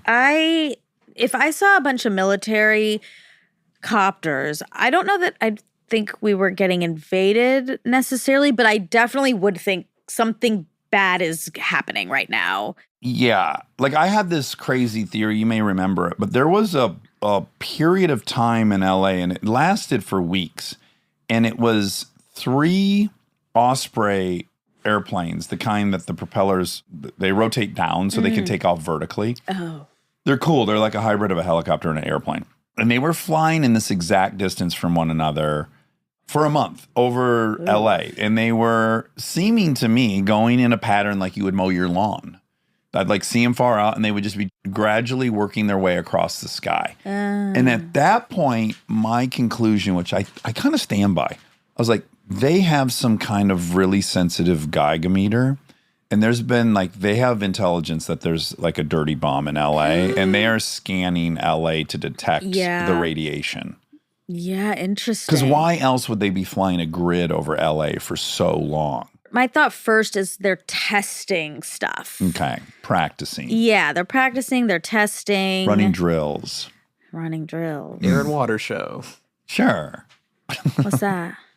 You know, air shows where you gather in a runway and the military comes and brings cool shit and a Harrier jet takes off vertically. That's what you're talking Do about. they have them here? They have them in Chicago. So that's why Yeah, when they're you'd big see in them- rural America. I've never seen it. Oh, and they're famous for disasters. They're constantly people because they got stunt people flying planes and they come in too low and the internet's riddled with Oh, no. air they're show like disasters. 5 flying next to each other and doing like crazy turns. Oh. You know, And like what's Blue the water Angels. part? That was new to me as maybe well. But it was on Lake Michigan. Oh, okay. So maybe okay. there's boats. Oh I never my actually. God. We would just see the planes. Maybe It'd be- they dip into the water and come out, make a Sure. splash. 007 Yeah. amphibious airplane. I'm a fearful person, so I always get a little anxious when I see anything in the sky. But you don't think invasion. I don't think specifically that. I go to like how crazy it must have been at Pearl Harbor. Exactly. Like now there's just the sky is full of squadron enemy. of Mitsubishi airplanes. Yeah. It's happened. Well, it's happening. Here? Not here, but it's happening in the world currently. Oh, yeah. Because I could see where a lot of people would feel genuinely pretty fearless because we're so removed from most things. Yeah. It's hard to invade the U.S. You got to send boats for a very long time to get here, and we would detect that. Or So that's one of our hijackers. advantages. We don't really have any neighboring countries that are going to invade us. But then when Pearl Harbor happens, you're like, no, it doesn't. You know, they can do it. We are so lucky. I mean, To not be in a war zone? Yes. Yeah. Oh, my God. Yeah. Yeah. people they're living in that every day. A significant geographical area. Like there's, a good chunk of the globe is either bordering or currently engaged in Conflict. Yeah. I know. Or the whole War. Red Sea. The fact that the whole Red Sea is dangerous. Yep, I know. Ugh. Like, what if Lake Michigan was just overrun with pirates? Yeah, it's scary. Okay, who invented the viral video? Is it Lonely Island? Well, there's a lot credited to the viral video. That's a notable early example in Dick in a Box. And some people say Coney 2012 was the first video that went viral. I would more credit that than I would Lonely Island. Simply that Lonely Island had a launch pad that already had 4 million viewers. Like it came out on Saturday Night Live. Right. And then became viral. But like Coney True. was just like, here, internet. Exactly. I hope you spread this. I think the story of Lonely Island was that YouTube wasn't really a thing yet. And it was one of the first YouTube videos that spread like that. Oh, okay. Interesting. And if you type in who invented the viral video, what comes up is the first viral video of the internet age was more successful than most people realize and single-handedly launched the careers of two small filmmakers, Matt Stone and Trey Parker. Oh, South Park. This says first viral video was created by South Park duo. Oh. It's all happening sort of at once, so I think there's a lot of things that The first 10 viral videos probably happened within the first 2 weeks of YouTube. Like it probably happened quite quickly. Yeah. Also, Justin Bieber, because, Justin Bieber was discovered on YouTube, Right. which is crazy. As seen in the Bieber doc that I loved so much. Sure. Yeah, God, I love that. Never saw it. Oh, it's so good. John Chu. Yeah. Yeah. And that's the day that you hit all those pigeons. It is unfortunately one of the darker days of my life. Yeah. Yeah. A real blemish on my track record. When I get to the pearly gates, that'll be brought up. You think so? Yeah. Yeah. I mean, there's, on Nobody's Listening, right? They were talking about how, there's this idea that right before you die, you need to get the tape of your life. Yes. It's not just what you felt, it's what the other people felt. Oh. Is you feel their feelings Oh, too. that's interesting. So what do you think so far, knock on wood, Okay. are making your highlight reel?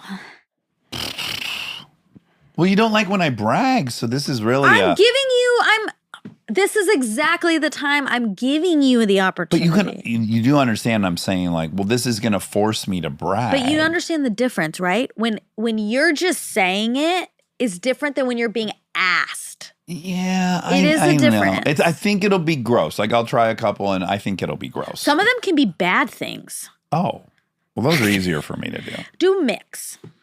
Okay, one I'm very proud of is Yurdi, my sister's boyfriend of 20 plus years, who I love desperately. Yeah. Decided to start going to community college while he was at one of my favorite restaurants that has the meatloaf and the mashed potatoes. R&D Boston, Kitchen. Boston Market. Got it. And he applied and got into Cal State. And he bought the sweatshirt. Oh. And I saw him in the sweatshirt and I was so happy for him. Yeah. And then some time went by and I said, when do you start? And he said, I really can't afford to go. And by the way, this is a long time ago. And I said, well, I'll pay. I want you to go. Yeah. And he said, that's so generous, but I couldn't afford to take the time off work to go. And I said, okay, we'll figure out how much lost time you'll have at work, how many shifts you'll lose, what that is. And then I'll also pay that. And Yurdi went to college and he graduated. That's very nice. And now he wears he's the great job. Yeah, he wears the sweatshirt and like that is awesome. Yeah. Yeah. That's great. That's definitely making the highlight reel. Yeah, I love that. Aaron climbing a telephone pole Right. and diarrheaing in 7th grade Yeah. off of the telephone pole. Like that's very memorable. Like that. Yeah. Yeah, what are yours? State championship? Yeah, for sure. Well, I don't know how long the tape plays because right. I think actually before winning would be me landing the back tuck for the first time. Right. I what a feeling. couldn't do it. And oh my God. I've never worked so hard at anything in my entire life. Landing on my feet, I'll never forget. I'll never forget it. I bet you can still feel the sensation in your body of your feet planting. I can. It was Yeah. like, it was so profound for me. Yeah. Because it's like, oh my God, you can do things that feel impossible Yeah. if you work really, really fucking hard. Well, in that vein, getting an acceptance letter from UCLA, Yeah, that's huge. getting the phone call that I had gotten into the Sunday company, Yep. endless things from the show. That feels like too easy. Yeah. There's been so many things in it so recent. It is what actually matters to us more than what we think we know matters to us. Like, I think Yeah. there'll be surprises. I'm totally remiss in saying the very most profound moment in my whole life is when they handed Lincoln Of over to course. me. And I'm like holding her. Exactly. Those are like givens, right? Yeah, like yeah. that's And she looks up at me yeah, and the look in her eyes is like, the take care of me, sweetest. okay? Yeah. You're the one. You're the person. Dude, take care of me, okay? I'm going to need a lot of help for a minute. Yeah, she needs help. She's She a needed little a lot baby. of help. She couldn't wipe her own butt for a long, long time. Yeah. Years. Years. Yeah. I mean, the babies, those things, the merit, like Yeah. those things are obvious. That's why I didn't mention them. But then I'm thinking, if you're listening, you're like, how on earth? I think that the flagpole, that it's more that it's like these random moments in your history that are small. Like they don't. Sasha Crossett asking me to go with her when I was in 6th grade. Oh, she said, "Will you go with me?" Yeah. I got a note. Oh, it was a no. And did it say circle yes or no? I don't remember that it had that, but maybe. And I'm only like 2 months into 6th grade and I get a letter from the most popular girl in the school. When she approaches me, I'm like scared out of my mind. And she hands me a note. I'm like, oh my God, she's written me a note. Am I supposed to give this to somebody? And then I get in my classroom and I sit down, I got my book out, and then I open this thing up and it says, will you go with me? Oh my God. Will you go with me? What a phrase. I couldn't compute it. Okay, I wonder when it changed from will you go with me to will you go out with me? Because my gen is go out. Yeah, high school you say go out, but in junior high it was go with. Well, in elementary too. They're going together. Are you going with her? Oh, yeah. But it's funny because Like the They 60s. go together. Yeah. my therapist really, really has isolated that moment. Like he knew immediately that moment was a very seminal moment in my life. And Because of semen? no, I didn't have semen yet. Seminal moment. Yeah. Seminal moment, and recognizes that like that was the first huge transcending of real life high. And there it begins, kind of. Like your first drink. Right. It's It's like it was like an addiction thing. It's not even that, because I think that's so that feels dismissive as like it's a pathology like addiction is. Well, that's you just made it a drink. I was just going off what you were saying. Because that's the only thing I can compare it to. But he's not saying that that's an addiction. It's just the first time you feel the power of something that regulates you in a way that really nothing else can or has. But the reason I am hesitant to call that an addiction or put that in the exact same category is like, there is no need for alcohol consumption on planet Earth. There is a need for love and connection. There's a need for love and connection, but there's not a need for the high. So they're not mutually exclusive. For some people, they are. And that can be addictive. That's what SLA is all about. Not everyone, love I think and a connection. lot of people that are with somebody felt that and are with that person, and they're not a love addict or a sex addict. I'm just being very careful to delineate that wash of emotions and regulation doesn't mean addiction. It can be then exploited to become one. But don't you think the wash of emotion isn't indicative of an addiction, but the regulation is? No, I think if you snort cocaine, it has a predictable outcome. It's a real outcome. It's measurable in the chemicals now in your brain. Now, becoming addicted to that is you then doing that over and over again to regulate, to use it as a tool of regulation. Yeah. And then use it habitually and compulsively and against your better wishes. Now, that's an addiction. But the first thing, the feeling that cocaine gives you isn't addiction. Right. That's what I'm trying to say. And the feeling, the wash of love and approval and being seen and being special, that's not addiction. I can then that's what I'm saying. Develop that into an addiction, but I wouldn't just say that those feelings are in and of themselves an addiction. Yeah, I think I just said that. The feeling, the emotion, that's not an addiction, but the regulation is when it transfers over. Right. When you start using that pathologically or compulsively. But okay, we love Sasha for making you real. Oh, man. What a moment. I didn't think that was in my future. Yeah. When you're sitting in class and like the bell's about to ring and you know the very next thing is you're meeting Sasha by the buses because she's going to get on her bus to go home and you're going to get on yours. Yeah. What a thrilling thing to look forward to. Yeah. Oh, so fun. Yeah. I didn't have that. I wanted it. Sorry you didn't have it. It was really fun. Okay, so how many times have you been on Kimmel? You have been on Twice. 26 times, according to your IMDb.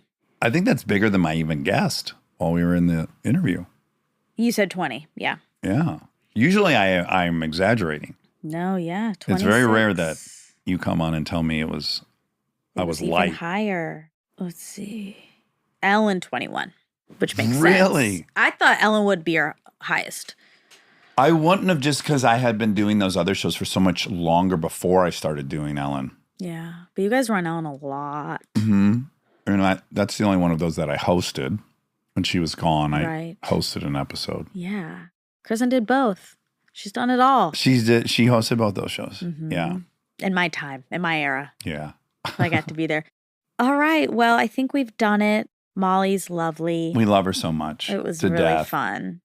Often the show is in a compartment it's the job. Mind you, the job is super fun. I'm not saying that. But sometimes it's actually a real shared life experience. And this Molly episode felt much more like something we did as friends that I'll remember forever. You just felt it was more like The experience feels like it gets filed into her and I's personal life instead of into my professional life in some way. interesting. Which is the way my mom was. I see. Or that Aaron. You know, like there's something about this episode that felt very much like something interpersonal. I love that. I liked it a lot, yeah. All right. All right. Good night. Good night.